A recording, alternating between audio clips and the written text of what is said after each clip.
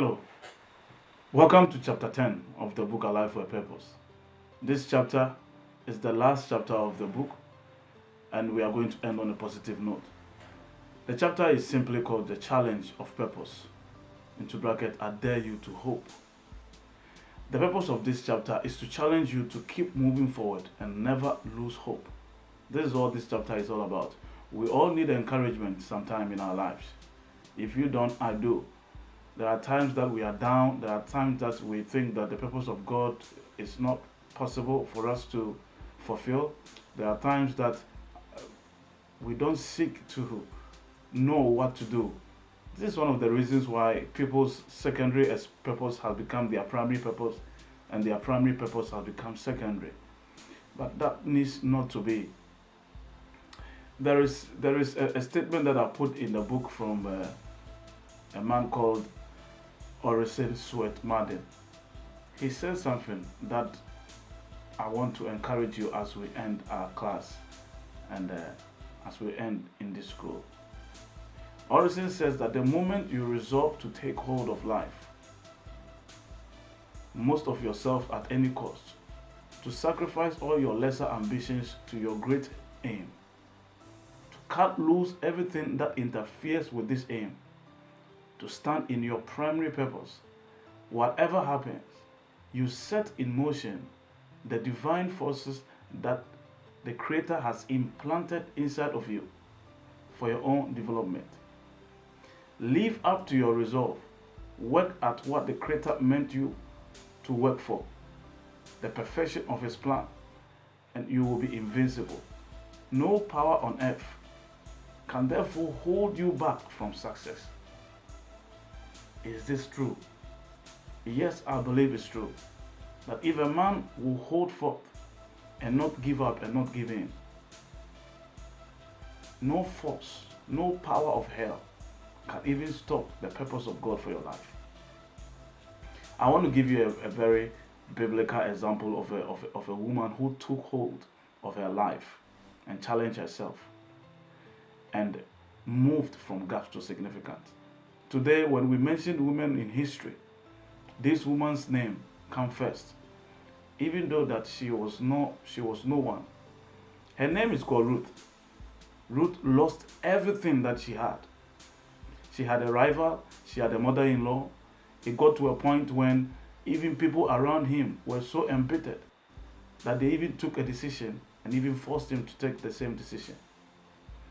But one thing that we realize about this lady was resilient. 5 things she did in the midst of what she was going through, in the midst of the choices and decisions that others around her were making and even pushing her to. She did some things that if you and I can also do similar things in the midst of the difficulties, in the midst of the pains, in the midst of knowing who you are and not seems to be finding your way forward, God will step in and all things will be made possible. The first thing we learned from this woman is that she did not allow current problems to dictate her decision. Never allow current problems to push you from fulfilling your primary assignment in life.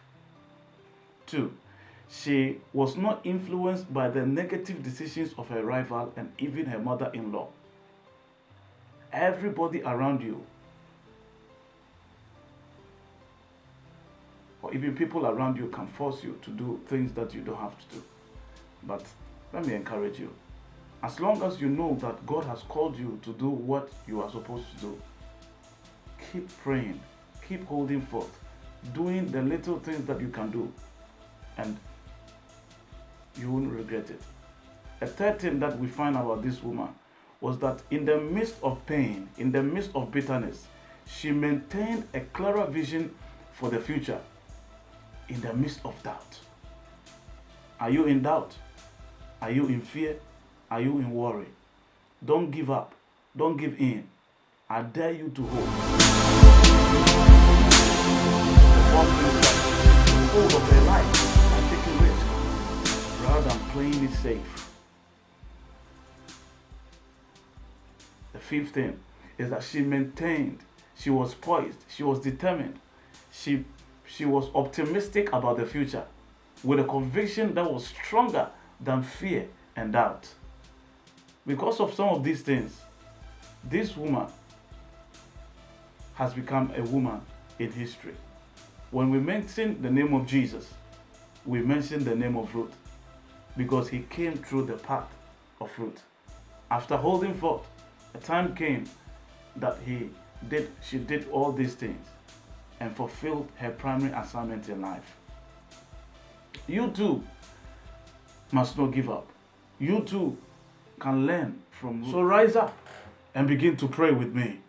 Begin to believe in yourself. Begin to believe in what God has given you. Begin to believe in the primary assignment of God for your life and begin to walk in it. Let me share with you. Purpose is not for dead people. It's for those who are alive. And if you are alive, then I double dare you that you are alive for a purpose.